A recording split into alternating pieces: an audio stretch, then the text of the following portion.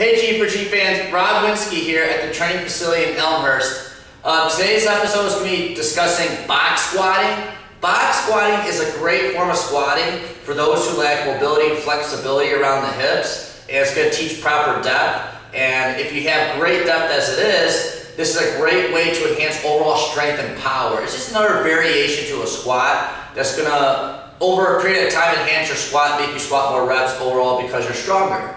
So with that being said, now be careful when you select the height of the box. You want to pick a box that's, when you squat down, you want to be roughly at 90 degrees, that's lowest level. Anything lower is a lot of stress on your knees, so be careful when you select your box. You could use a box, you could use a bench, doesn't matter as long as the height's roughly 90 degrees when you sit down. So today, I'm using a plyometric box that's about 24 inches off the ground. I got a $135 on the squat bar today, and I perform a traditional back squat. And as you notice, as I go through this movement, I'm going to be squatting down, and I'm actually going to be relaxed to a full seated position, and I'm going to actually take out the isometric contraction during this lift. So it's going to focus on the slow eccentric and the quick concentric on the way up. That's the power aspect, the concentric. Box jumps, you could go a variation of stances, narrow, wide. The wider your feet go, it's going to stress the hips a little bit more.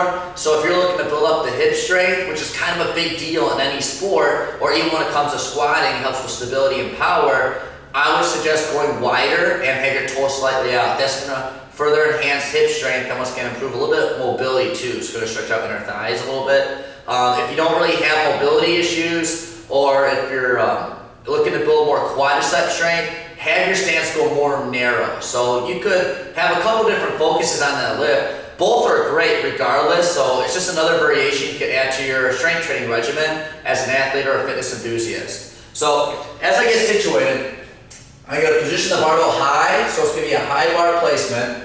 And grip spot, narrow grip. Once again, many different ways to go about it. As I get in position, I'm going to pinch my shoulder blades and get nice and tight first. I'm going to lift up the bar, take a couple steps back, find my body, and feet are, for today's sake, is going to be shoulder width apart, so we're quad emphasis here. Toes are going to be slightly out. I can slowly squat down, so it's a slow eccentric. I can open up my inner thighs, and then breathe out and explode quickly. Slow on the way down for the eccentric phase, chest tall, and drive up.